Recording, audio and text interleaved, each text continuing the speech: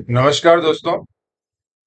मा, master circular 14-9 retention और railway quarter, इस पे मैं 3 वीडियो बना चुका हूँ, 3 पार्ट बना चुका हूँ। थोड़ा सा इसमें बाकी रह गया था।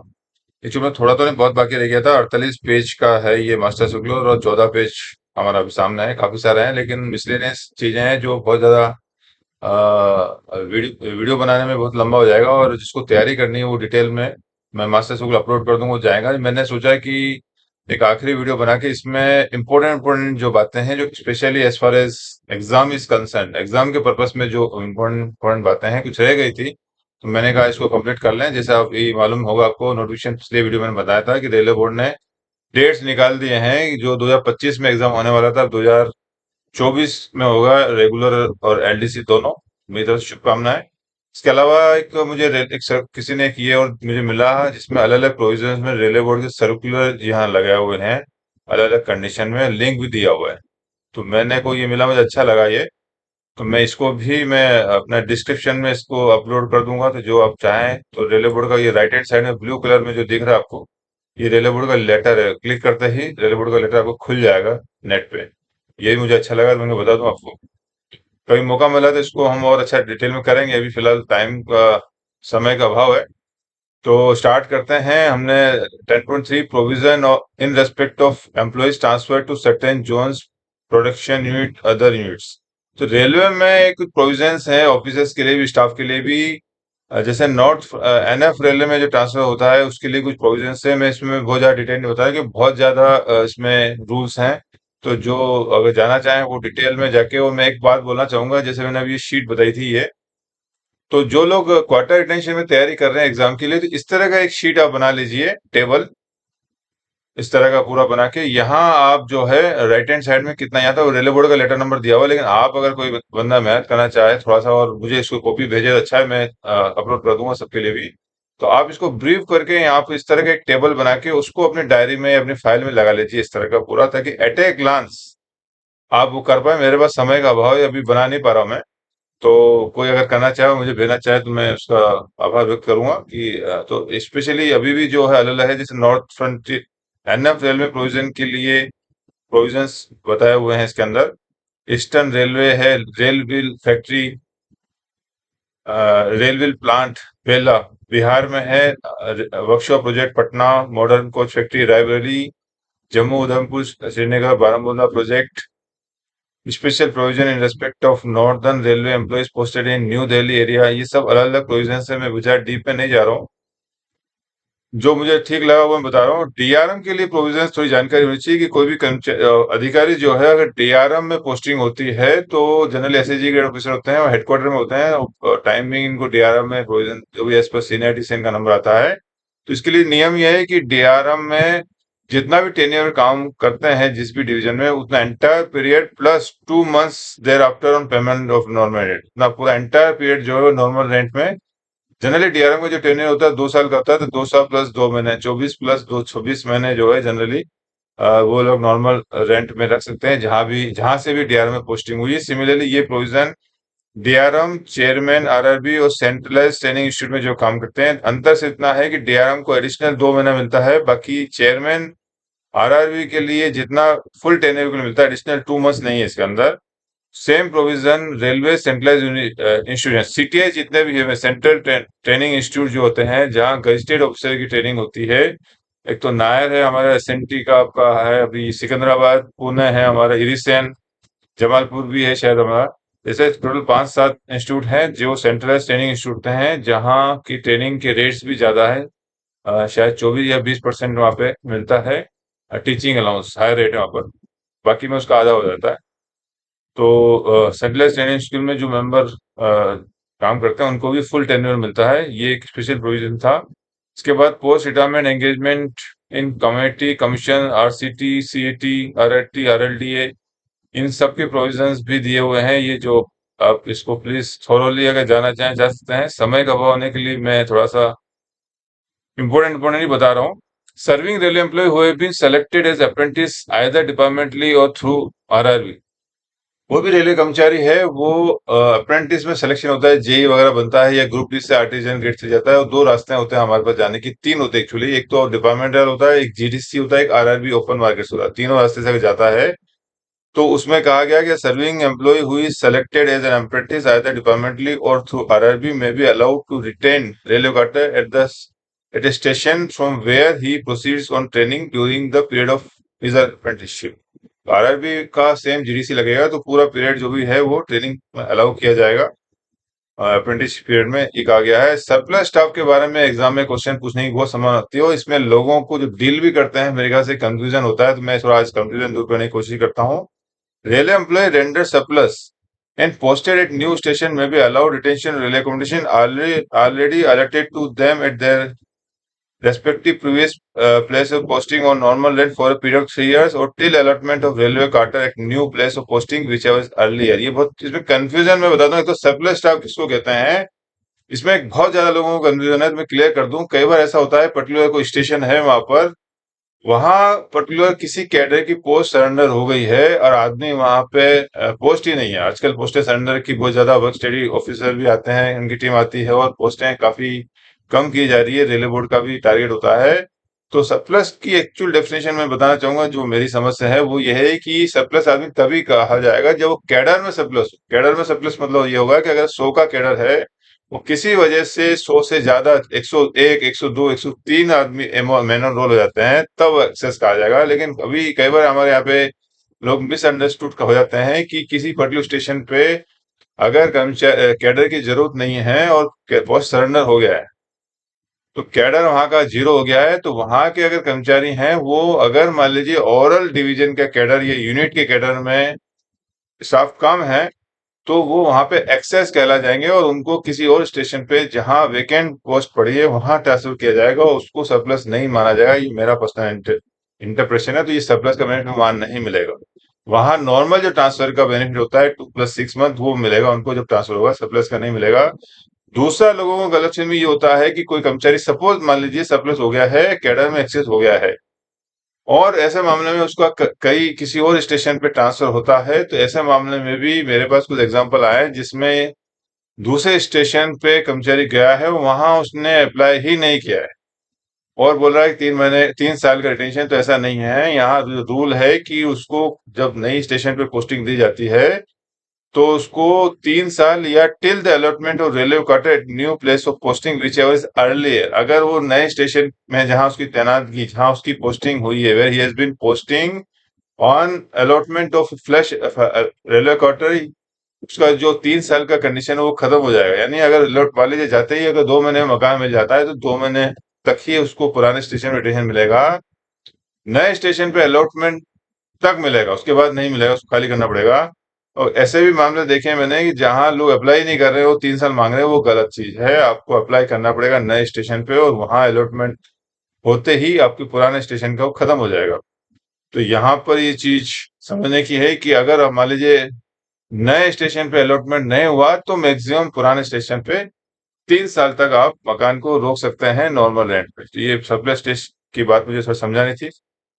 इसके बाद provision of railway audit staff के भी कुछ प्रोविजन है, वो मैं अभी डिस्कस नहीं कर रहा हूँ। Depression under CSS personal staff of minister and other ministries central staffing scheme, ये सब काफी प्रोविजन है, मैं इसको नहीं बता रहा हूँ। Personal staff of president, prime minister, ministries, other ministries, department, deputation abroad, deputation to railway production unit, non railway PSUs, special project vehicles, joint venture, RLDA, CRIS, इसके अंदर भी अलग अलग प्रोविजंस हैं। आप जाके एक इंडिविजुअल जिसको देखना है वो उसको देख लें, नोट डाउन कर लें। कॉपमो, IROF and RLDA, non railway PSUs, NHAI on deputation, special project vehicles, इसमें भी प्रोविजन है। डीएफसीएल है, जॉइंट वेंचर कंपनी में भी है। on permanent and immediate absorption in PSUs, societies, etc. Railway officer appointed as MD, CMD of railway PSUs in project mode, काफी सारी बातें हैं। अब मैं ट्रेनिंग की बात बताऊंगा इसमें जो लगा मुझे। An employee deputed for training in any railway or non-railway training institute placed or to attend seminar, conference, etc. may be permitted to retain the railway quarter for a period of training, seminar, etc. on payment of normal। तो training में किसी बंदे को भेजा जाता है तो training 1 महीना 2 महीना 6 महीना कुछ भी होता है तो एंटायर पीरियड ट्रेनिंग चाहे इंडिया में हो या ट्रेनिंग अब्रॉड हो, दोनों मामले में कहा है कि एंटायर पीरियड ऑफ ट्रेनिंग जो होगा आपका उसमें आपको मकान रख सकते हैं। इसके बाद जो आता है छुट्टियों में वेरियस काइंड ऑफ लीव में क्या प्रोविजंस हैं। लीव के अंदर जो प्रोविजंस में देखें थोड़ा मुझे अजीब लगे हैं, जनरल प्रैक्टिकल ऐसा होता नहीं है, लेकिन मेरे हाथ से इसमें रेलवे बोर्ड को थोड़ा सा ध्यान देना चाहिए। और मेरा मानना है कि लीव के अंदर एंटायर पीरियड ऑफ लीव जितना भी लीव आपको सैंक्शन किया है उतना पीरियड के लिए दे देना चाहिए। लेकिन यहाँ जो रेलवे बोर्ड ने जो लिखा मैं पहले तो पढ़ा सुनो। Leave including extraordinary leave, railway employees and occupation of railway quarter may be permitted while on leave for a period not exceeding 120 days। बहुत कम पीरियड दिया है, हमारी कई बार लंबे छुट्टियां होती है, लोग ज्यादा लंबी छुट्टी लेते हैं। और ईओएल भी आजकल 180 दिन, 1 साल काफी लंबा पीरियड लेते हैं। तो मेरा तो मानना ये है कि अ, छुट्टी में एंटायर पीरियड होना चाहिए लीव। खैर जो रेलवे बोर्ड ने बताया मैं तो पढ़ के सुना दूं। जो छुट्टी में इंक्लूडिंग एक्स्ट्राऑर्डिनरी लीव ईओएल में भी 120 दिन मैक्सिमम बोला है वो रख सकते हैं। और उसके बाद leave on medical ground, medical ground में आप छुट्टी लेते हैं तो मेडिकल ग्राउंड में छुट्टी का मतलब ये नहीं होता है मेरे हिसाब से कि आप सिक लीव ले रहे हैं, एचएलएपी या कम्युनिकेशन लेते हैं। मेडिकल ग्राउंड में मेरे ख्याल से एलएपी भी ली जा सकती है, ये मेरा पर्सनल इंटरप्रिटेशन है। तो an employee on medical leave may be permitted to retain the quarter for full period of leave on payment of normal rent. जो भी अगर मेडिकल ग्राउंड पे आप लीव ले रहे हैं बीमारी पे तो आप पूरी छुट्टी ले सकते हैं। इसके बाद मैटरनिटी लीव में भी बोला हुआ कि an employee granted maternity leave may be permitted to retain the railway quarter for period of maternity leave plus any leave granted in continuation of thereto subject to maximum 5 months. ये भी मुझे कुछ गड़बड़ लग रहा है कि पहले किसी जमाने में कम होता था, अभी 6 महीने की मैटरनिटी लीव है प्लस उसके साथ में एडिशन, तो ये मैक्सिमम 5 महीने की कंडीशन भी थोड़ी सी ठीक नहीं है। लेकिन मैंने कहा जो लिखा पढ़ के सुना दूं आपको। लीव प्रिपेयर टू रिटायरमेंट, इसमें भी वही कहानी बताइए कि an employee granted leave prepare to retirement may be permitted to retain the railway quarter for full period of leave on average pay subject to maximum. तो ये जो लीव प्रिपेयर टू रिटायरमेंट में भी फुल पीरियड बोला है, maternity leave में भी full period पर एडिशनल लिया हुआ है, लेकिन ये जो सब्जेक्ट टू 5 मंथ्स ये थोड़ा सा अ, अ, मुझे ठीक नहीं लग रहा क्योंकि मैटरनिटी लीव की भी बढ़ गई है और ये लीव प्रिपेयर टू रिटायरमेंट भी अभी जो है 300 दिन हो गया है, 180 दिन नहीं है। Leave granted to employee who retires under provision FR 56J, ये जो कंपल्सरी रिटायरमेंट है एफआर 56I में उसमें कहा गया है कि एम्प्लॉय अगर लीव प्रिपेयर रिटायरमेंट लेता है तो 4 महीने उसको मिलेगा, लेकिन बाद में कहा the concession regarding retention railway quarter after retirement will not be available to such a retired employee in addition. Retirement के बाद बेनिफिट नहीं मिलेगा उसको, ऐसा बोला है। उसके बाद एक्स इंडिया लीव में कहा है कि an employee on ex India leave में not exceeding 180 days may be permitted to retain a quarter on payment of normal rent. Patent license fee for the entire period, provide the entire period leave or any portion thereof is spent outside India and the company authority certified the employee will be posted to the place of posting on expiry। Extended leave में भी कहा गया है कि 180 days, तो extended leave आजकल maximum 2 साल तक दी जा रही है डीआरएम के अप्रूवल से, तो ये यहाँ पे 180 डेज लिखा हुआ है। पहले किसी जमाने में एक्सटेंडेड लीव 180 डेज होता था, तो ये काफी पुरानी इंफॉर्मेशन मुझे लग रही है। स्टडी लीव के भी क्वेश्चंस पूछे जाते हैं। तो स्टडी लीव में जो रूल है वो है कि in case of officer is in occupation of accommodation below is entitlement for the entire period of study leave on payment of normal rent. अगर कोई कर्मचारी है, अधिकारी है, वो जिस टाइप का एंटाइटलमेंट है उससे अगर बिलो टाइप का रह रहा है तो उसको एंटायर पीरियड के लिए मिलेगा उसको। लेकिन अगर वो सेम एंटाइटलमेंट टाइम में रह रहा है तो अप टू 6 मंथ ही मिलेगा उसको, ऐसा बोला गया है। उसको अगर आगे का पीरियड भी रखना है तो उसको एक बिलो टाइप में जाना पड़ेगा, यानी 5 के लिए एलिजिबल है तो 4 में जाना पड़ेगा, तो उसको एंटायर पीरियड को मिल सकता है। In case officer does not want to shift to the house below the entitlement he will be charge special licence fee for the entire period. अगर कोई अधिकारी कर्मचारी जो भी है, जैसे कहा गया है कि एक टाइप बिलो में है तो पूरा पीरियड रहे स्टडी लीव, सेम टाइप में है तो 6 महीने के बाद उसको टाइप चेंज करना पड़ेगा, बिलो में जाना पड़ेगा। लेकिन बोलता है कि मुझे नहीं जाना है तो फिर अप टू 6 मंथ उसको नॉर्मल रेंट में मिलेगा, उसके बाद स्पेशल लाइसेंस फी चलेगा। तो लीव के जितने भी मामले हैं, मेरा ये मानना है पर्सनली कि जो लीव के मामले में रिटेंशन पे थोड़ा सा दोबारा एक एग्जामिनेशन होना चाहिए। और स्टडी लीव ये सब चीजें मैं मुझे तो लगता है थोड़ा लिबरल होना चाहिए कि सभी में जो बेनिफिट है ये एक एक लेवल कम ज्यादा मकान शिफ्टिंग करना, ये तो उसमें है कि मेरे हिसाब से तो अलाउ कर देना चाहिए सेम एंटरटेनमेंट में भी जो भी है। और बाकी में भी जितना भी लीव पीरियड है, मेरा सजेशन ये है कि जितना भी लीव पीरियड है उसमें मैक्सिमम लिखने की बजाय ये है कि एंटायर पीरियड ऑथराइज लीव जो होती है उसकी उस पीरियड में उसको टेंशन मिलना चाहिए, ये मेरा है। लेकिन एग्जाम पॉइंट ऑफ व्यू से तो रेलवे बोर्ड ने जितना कहा गया है उतना ही करना है। इवन आप जब डील करते हो आपको उतना ही करना है।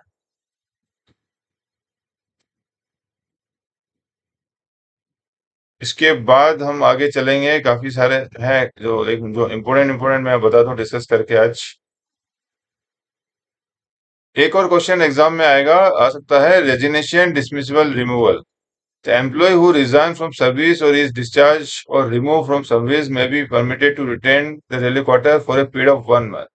ये एग्जाम में पूछा जा सकता है कि रेजिग्नेशन डिसमिसल और रिमूवल में मामले में स्पेशल रेजिग्नेशन में भी एक ही महीना आपको मिलेगा और फर्दर पीरियड नहीं लिखा हुआ है, तो आप फिर अपना लॉजिक ना लगाएं कि ये फर्दर पीरियड मिलेगा। उसमें सिर्फ एक ही महीना बोला है नॉर्मल एंड में, और special licence fee double end में कोई प्रोविजन नहीं।